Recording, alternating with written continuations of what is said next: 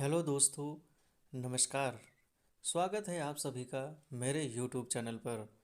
आज हम उत्तराखंड समसामयिकी फरवरी माह 2020 के महत्वपूर्ण दिवस और साथ ही साथ उत्तराखंड में घटित तत्कालीन घटनाओं को विस्तृत रूप से समझेंगे। तो दोस्तों, सबसे पहले हम फरवरी माह के महत्वपूर्ण दिवस के बारे में चर्चा करते हैं, जो आगामी परीक्षाओं के लिए महत्वपूर्ण भी होंगे। तो चलिए, 2 फरवरी विश्व आर्द्रभूमि दिवस। पूरी दुनिया 2 फरवरी को आर्द्रभूमि अर्थात विश्व आर्द्रभूमि दिवस के रूप में मनाती है। आर्द्रभूमि अर्थात नमी या दलदली भूमि वाला क्षेत्र को आर्द्रभूमि या वेटलैंड कहा जाता है। जहाँ भरपूर नमी पाई जाती है उस क्षेत्र को भी हम आर्द्रभूमि के नाम से जानते हैं। और साथ ही साथ आर्द्रभूमि वह क्षेत्र होता है जो वर्ष भर आंशिक रूप से या पूर्ण रूप से जल से भरा रहता है। आर्द्रभूमि को किडनी ऑफ द लैंडस्केप यानी भूदृश्य के गुर्दे के नाम से भी जाना जाता है। जिस प्रकार हमारे शरीर में जल को शुद्ध करने का कार्य किडनी करती है, ठीक उसी प्रकार आर्द्रभूमि तंत्र जल चक्र द्वारा जल को शुद्ध करने का काम करता है। साथ ही साथ प्रदूषणकारी अवयवों को भी बाहर निकाल फेंकता है। बात अगर आर्द्रभूमि की करें तो इसका जो स्टार्टिंग की बात कर रहे थे तो वो है 2 फरवरी 1971 से। दरअसल विश्व में विभिन्न देशों ने ईरान के रामसर, एक शहर है रामसर में, दुनिया के वेटलैंड अर्थात आर्द्रभूमि के संरक्षण हेतु एक संधि पर हस्ताक्षर किया था। और इसीलिए इस दिन को हम विश्व आर्द्रभूमि के नाम से जानते हैं। लेकिन इसकी बात अगर शुरुआत की करें तो विश्व आर्द्र भूमि दिवस पहली बार 2 फरवरी 1997 1997 को रामसर सम्मेलन के 16 वर्ष पूरे हो गए थे, तब से इसको मनाया जाना कंटिन्यू हो गया है। रामसर कन्वेंशन ने स्थायी समिति ने अगले 2 वर्ष के लिए इसकी थीम को भी जारी कर दिया गया है। 2 फरवरी 2020 को आर्द्र भूमि और जल और जैव विविधता यानी कि वेटलैंड एंड बायोडाइवर्सिटी, 2021 में इसका थीम रहेगा आर्द्र भूमि और जल, वेटलैंड्स एंड वाटर। अगर बात भारत के परिप्रेक्ष्य की करें तो भारत सरकार ने शुष्क भूमि को भी आर्द्र भूमि के रूप में अंतर्गत में शामिल कर लिया गया है। इसमें केवलादेव राजस्थान की आ जाएगा, लोकटक झील आ जाएगा और चिल्का झील भी आती है। 2011 में भारत सरकार ने एक अधिसूचना जारी की और जिसमें आर्द्र भूमि को 6 भागों में बांटा गया है। रामसर कन्वेंशन ने उत्तर प्रदेश के 6, महाराष्ट्र का 1 और पंजाब का 1 वेटलैंड में शामिल किया था। अब तक भारत सरकार में सिर्फ 27 रामसर साइट्स थीं, लेकिन अब इनकी संख्या में तेजी से बढ़ोतरी हुई और अब बढ़कर के 37 हो गई। यह धरती और जैव विविधता को बचाने की दिशा में एक ऐतिहासिक उपलब्धि है। नोट, साथ ही साथ वर्तमान में भारत में जैसे कि 37 आर्द्रभूमि रामसर में शामिल है और इसी के साथ भारत में लगभग 4.7 भौगोलिक क्षेत्र आर्द्रभूमि के अंतर्गत आता है और देश का 60% मैंग्रोव वन क्षेत्र सुंदरवन डेल्टा के अंतर्गत आता है, जिसको यूनेस्को में 1987 यूनेस्को सूची में शामिल किया गया था। अगला दिवस विश्व कैंसर दिवस। दुनिया भर में 4 फरवरी को विश्व कैंसर दिवस के रूप में मनाया जाता है, जिसकी शुरुआत 1933 में अंतर्राष्ट्रीय कैंसर नियंत्रण संघ अर्थात union for international cancer control UICC 1933 जनेवा में पहली बार विश्व कैंसर दिवस मनाया गया। और यह दिवस कैंसर के बारे में जागरूकता बढ़ाने, लोगों को शिक्षित करने और रोग के खिलाफ कार्रवाई करने के लिए दुनिया भर में उनकी सरकारों और व्यक्तियों को समझाने के लिए हर साल लाखों लोगों को मरने से बचाने के लिए मनाया जाता है। बात यही नहीं है कि कैंसर एक जैसे कि नाइलाज बीमारी समझी जाती है, तो कैंसर भी एक्सपर्ट बताते हैं 200 प्रकार के कैंसर होते हैं शरीर में। शरीर में जब कई प्रकार की कोशिकाओं से मिलकर बना होता ही है और यह कोशिकाएं शरीर में जब अनियंत्रित रूप से बढ़ने लगती है, फैलाव होने लगता है, जब शरीर के बाकी हिस्सों में यह दिक्कत भी करता है और इसमें देखा है कि ये जो कोशिकाएं होती हैं जो अनियंत्रित हो जाती हैं, ये कई तरीके के गुच्छे या फिर गांठ या फिर ट्यूमर बन जाती हैं और इसी अवस्था को हम कैंसर कहा जाता है। बात अगर इसके थीम की करें तो 2019 और 2020 की जो थीम रही है, I am and I will. अगला दिवस है 13 फरवरी, राष्ट्रीय महिला दिवस और विश्व रेडियो दिवस के रूप में मनाते हैं। लेकिन दोस्तों, हम यहाँ पर अंतर्राष्ट्रीय महिला दिवस और अंतर्राष्ट्रीय पुरुष दिवस के बारे में भी विस्तार से समझेंगे। लेकिन सबसे पहले राष्ट्रीय महिला दिवस की बात करते हैं। भारत में राष्ट्रीय महिला दिवस की शुरुआत 13 फरवरी 2014 से मनाना शुरू हुआ है।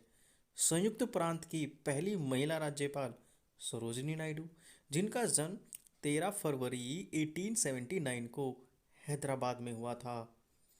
भारत में महिलाओं के विकास के लिए सरोजिनी नायडू द्वारा किए गए कार्यों को मान्यता देने के लिए उनके जन्मदिन को ही राष्ट्रीय महिला दिवस के रूप में मनाने के लिए भारतीय महिला संघ और भारतीय महिला सम्मेलन के सदस्यों द्वारा प्रस्तावित किया गया था, जो अखिल भारतीय महिला सम्मेलन के सदस्य थे। साथ ही साथ समझेंगे कि कैसे सरोजिनी नायडू 1905 में इंडियन नेशनल कांग्रेस में शामिल होती है और 1925 में कलकत्ता अधिवेशन में इंडियन नेशनल कांग्रेस की पहली भारतीय महिला अध्यक्ष के रूप में भी चुनी जाती है। उनका राजनीतिक महत्व भी बड़ा अहम नज़र आता है। उनका योगदान भारत के परिप्रेक्ष्य में सराहनीय है। साथ ही साथ बात करते हैं अब अंतर्राष्ट्रीय महिला दिवस, जो कि 8 मार्च को मनाया जाता है। अंतर्राष्ट्रीय महिला दिवस की शुरुआत 1908 से ही स्टार्ट हो गई थी, जब 15,000 महिलाओं ने न्यूयॉर्क शहर में एक मार्च निकाला, जिसमें नौकरियों में कम घंटों की मांग रखी गई थी और मांग रखी गई थी बेहतर वेतन की, मतदान का अधिकार भी मांगा।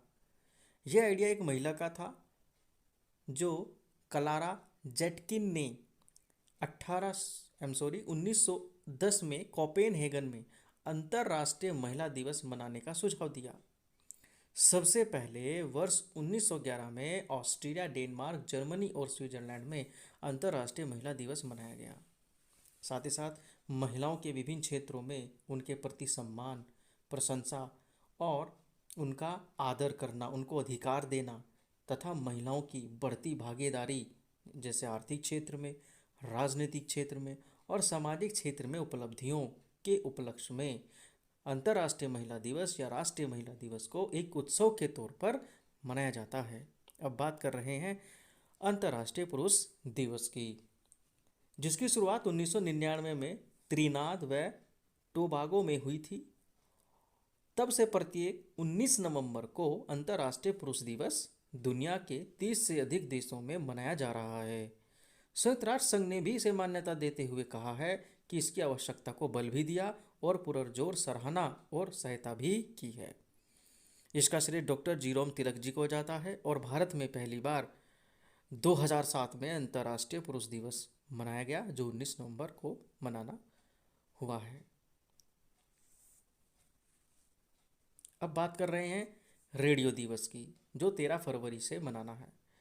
विश्व रेडियो दिवस प्रत्येक 13 फरवरी को मनाया जाने वाला एक अंतर्राष्ट्रीय दिवस है और यूनेस्को द्वारा 3 नवंबर 2011 को यूनेस्को का 36वां सम्मेलन था, जिस दौरान इस दिवस की घोषणा की गई थी, जो पहली बार 13 फरवरी 2012 में मनाना निश्चित हुआ था।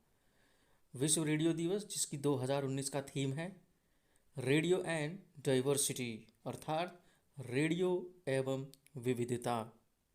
अगला दिवस है 21 फरवरी, अंतर्राष्ट्रीय मातृभाषा दिवस। 17 फरवरी 1999 को यूनेस्को द्वारा इसे स्वीकृति प्रदान किया गया। इस अवसर को या दिवस को मनाने का उद्देश्य है कि विश्व में भाषाई और सांस्कृतिक विविधताओं और बहुभाषिता को बढ़ावा मिले।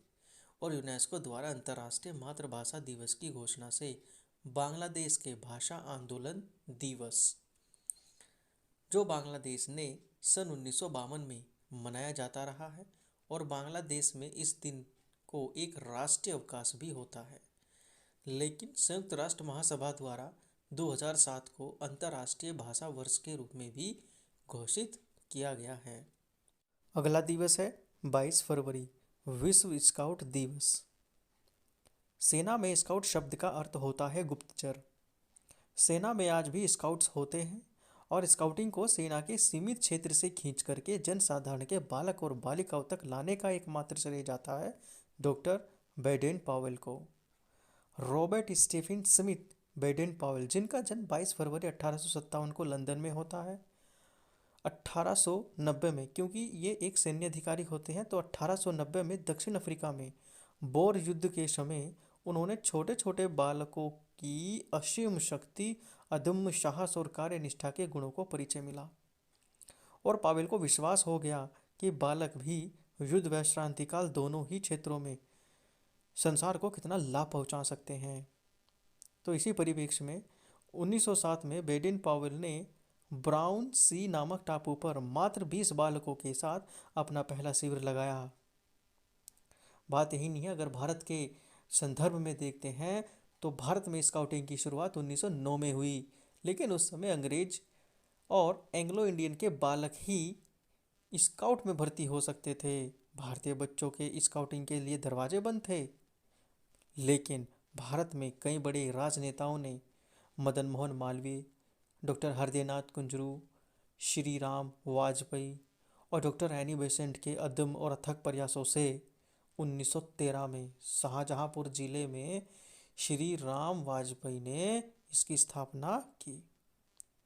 लेकिन देश जैसे ही आज़ाद हो गया उसके बाद इसके नाम में परिवर्तन हुआ और 7 नवंबर 1950 को इसका नाम भारत स्काउट और गाइड रख दिया गया, जो भारत में एकमात्र संस्था थी जिसका एकमात्र उद्देश्य था बच्चों का सर्वांगीण विकास करना।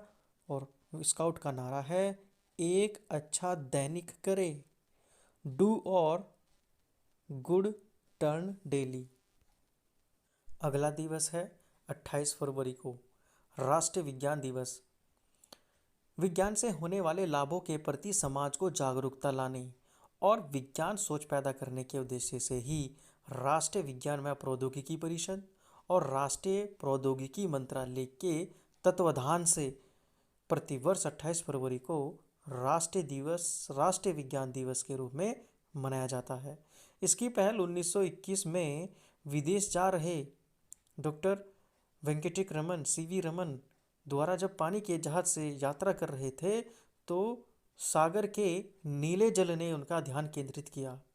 इसी संदर्भ में उन्होंने रमन इफेक्ट अर्थात रमन प्रभाव को खोज दिया, जिन्होंने इसकी खोज 28 फरवरी 1928 को की थी और इसी के परिप्रेक्ष्य में उनको नोबेल पुरस्कार से भी सम्मान से नवाजा गया।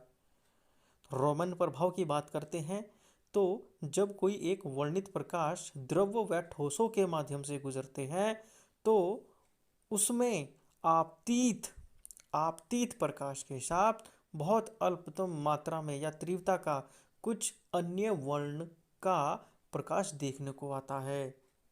और इसी से उन्होंने 60 से अधिक द्रव्यों का प्रयोग किया, एक्सपेरिमेंट दोहराया और बाद में यह सुनिश्चित हो गया कि सभी द्रव एक इफेक्ट शो करते हैं, एक स्पेक्ट्रम शो करते हैं, जिसको रमन इफेक्ट अर्थात रमन प्रभाव के नाम से जाना जाता है। दोस्तों, यह इस वीडियो का आज अंतिम दिवस था और आशा करता हूँ कि मेरे द्वारा दी गई जानकारी आपके आगामी परीक्षाओं के लिए महत्वपूर्ण साबित होंगी। दोस्तों, आपसे एक विनती है कि मेरे चैनल को सब्सक्राइब कर दें, लाइक करें, कमेंट करें और ज़्यादा से ज़्यादा शेयर कर दीजिए और साथ ही साथ प्रेस द बेल आइकन, ताकि मेरी अगली वीडियो का नोटिफिकेशन आपको जल्द से जल्द मिले। धन्यवाद।